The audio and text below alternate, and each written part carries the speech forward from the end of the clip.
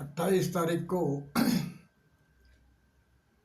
Iran पर प्रहार किया गया इजराइल के माध्यम से।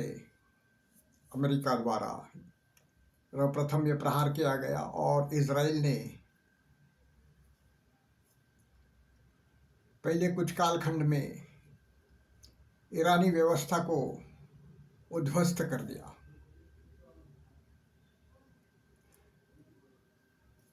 वैसे देखा जाए तो ट्रंप ईरान पर प्रहार करेगा, ये बात तो निश्चित स्पष्ट थी, परंतु इस प्रकार से उसने अचानक ये प्रहार कर दिया है, ये भी इसमें सबको नज़र आएगा। क्योंकि उसको पहले ट्रंप कहता था कि हम वार्तालाप करने वाले हैं, वार्तालाप पर हम भी विश्वास करते हैं। एक दिन पूर्व ही उसका एक वक्तव्य आया था। तो इस प्रकार से उसने तैयारी तो युद्ध की कर ली थी और उसके मन में जो था उसी के अनुसार उसने युद्ध को प्रारंभ कर दिया। अभी युद्ध को प्रारंभ कर दिया तो ईरान तो कोई पाकिस्तान जैसा अशक्त दुर्बल देश नहीं है, ये बात तो पहले से स्पष्ट है। उसकी एक आंतरिक क्षमता लड़ाई लड़ने की बहुत ज़्यादा है, क्योंकि सामान्यतः अगर हम लोग देखें तो बाकी जब जो मुस्लिम देश है अरब और ये भारत से कटा कुटा हुआ पाकिस्तान, भिखमंगा पाकिस्तान, उनमें तो लड़ाने की क्षमता है ही नहीं। परंतु ईरान तो एक प्राचीन सभ्यता का देश है, उसमें प्राचीन सभ्यता के कुछ कुछ अंश शिल्लक है, अंश उसमें अभी तक कायम है। इस प्रकार से वो युद्ध करने में निश्चित ही अपनी क्षमता रखता है और ये युद्ध कोई अमेरिका के लिए आसान तो नहीं होने वाला है, ये मानकर चलना चाहिए। इस युद्ध से अमेरिकी अर्थव्यवस्था को एक बहुत बड़ा आधार मिल जाएगा, ये भी ट्रंप की योजना है। इससे आशिया में जो जिहादी आतंकवाद का हमेशा से डर रहता था इजराइल को, वो समाप्त हो जाएगा। ये इजराइल को इसका सुखद अनुभव हो जाएगा अगर ईरान पूरी तरह से विनष्ट हो गया तो। परंतु ये विनष्ट करने की बात तो दूर की है, अभी एक प्रारंभिक स्थिति है। 4 दिन हो गए हैं, 3 तारीख आज है, 3 मार्च। तो फिर इस प्रकार से ईरान ने अभी इस युद्ध को, खोमेनी को जब से मार डाला गया तो इससे अधिक उग्र बन करके ईरान आक्रमण कर रहा है, ये बात समझ में आ रही है। और उसने बाकी सब जो स्थल है, अमेरिका के बेस जो है, जो ना बेस जो बनाए हैं अरब राष्ट्रों में, सऊदी अरब में, कतार में, ओमान में, बहरीन में, उस बेस पर ऊपर हमले कर रहा है। और वैसे देखा जाए तो डायरेक्ट उसका जो एक्शन है वो इन देशों से एक युद्ध ही है, परंतु इस युद्ध का प्रतिकार करने की क्षमता भले वो अरब देशों में बिल्कुल ही नहीं है, वो सब अमेरिका के पिट्ठू है। तो इसका प्रतिकार जो है वो अमेरिका को करना पड़ेगा और अपने बेस को वहाँ से दूसरी जगह के स्थलांतरित भी करना पड़ेगा, ऐसी स्थिति है। क्योंकि वो उसका बहुत बड़ी मात्रा में उसका नुकसान भी हो गया है, अभी ऐसा हम लोग देख रहे हैं।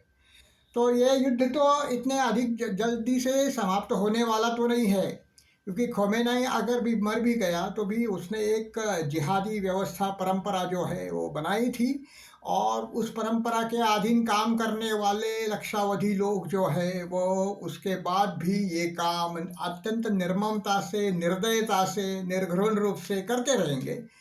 और ये विनाशकारी जो उनका जिहादी इस्लामी स्वभाव के अनुसार उनका बर्ताव तो होता रहेगा, इसमें कोई भी संशय किसी को नहीं करना चाहिए। तो ये युद्ध तो चलता रहेगा।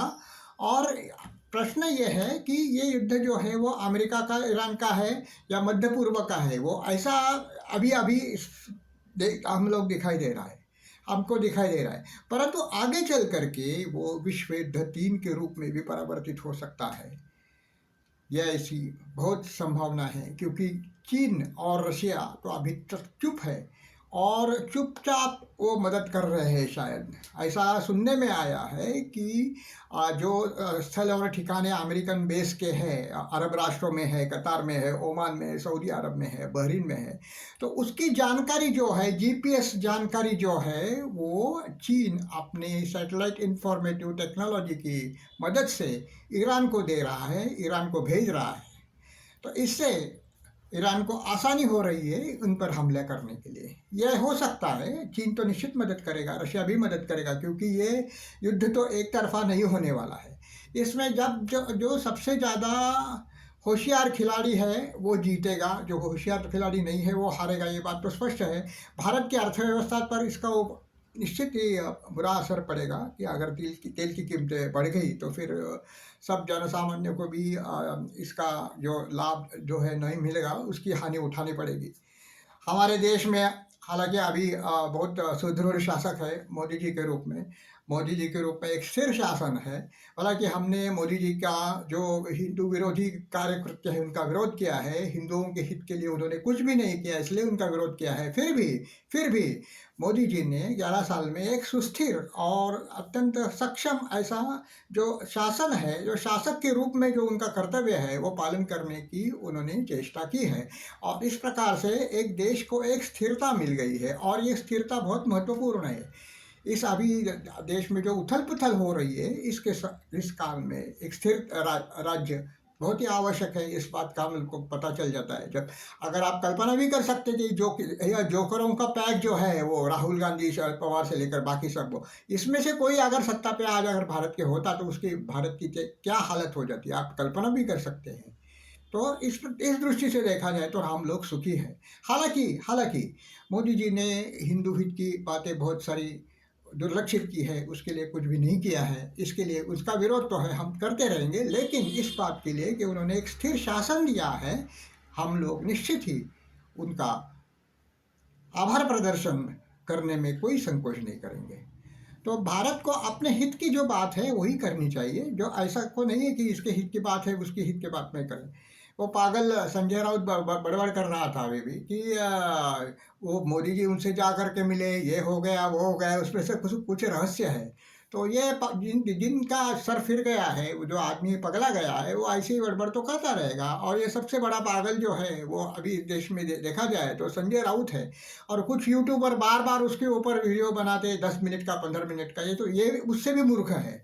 उसका कुछ उल्लेख ही नहीं करना चाहिए। अभी उसकी बोली समझ में आ गई इसलिए हमने उसका उल्लेख किया, नहीं तो इसका उल्लेख भी करना उचित नहीं है। बाकी भी कुछ जोकर है वो ऐसा बोल रहे हैं कि वो नेतन्याहू से मिले और 2 दिन के बाद युद्ध प्रारंभ हो गया तो मोदी जी ने इनका क्या किया वो किया। वो जो पगला गए हैं वो लोग तो ऐसी बड़बड़ करते ही रहेंगे। जो स्थिर और जो स्थायी विचारों के लोग हैं उसको उनको कुछ भी उत्तर न देना ही उचित है। इस युद्ध में भारत को अपने हित का जो निर्णय है वो लेना पड़ेगा, वो लेंगे ऐसी हम आशा करते हैं। मोदी जी भारत के हित के लिए जो जो करना है वो करेंगे, भारत के अहित के लिए जो भी है उसका त्याग करेंगे तो निश्चित है।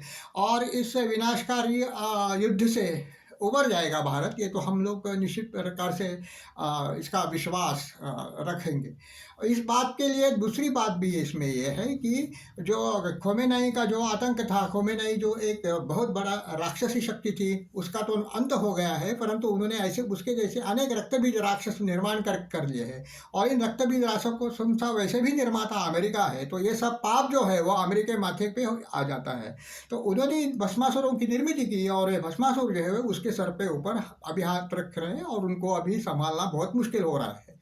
तो अभी देखेंगे क्या परिस्थिति कैसे टांग देती है। लेकिन इस कठिन घड़ी में हमारा नेतृत्व सुरक्षित हाथों में है, इसलिए हम लोग बहुत सुखी है, ऐसा हम लोग सोच सकते हैं। और आने वाले दिनों में कुछ दुख की अगर बातें नहीं हो हमको भुगतनी पड़ेंगी और योग्य निर्णय ले जाएंगे, भारत के हित के निर्णय ले लिए जाएंगे और इस अंततः भारतीय समाज जो है वो सुखी रहेगा। ऐसा ही हम लोग इस प्रकार से आशा कर सकते हैं इस घड़ी में।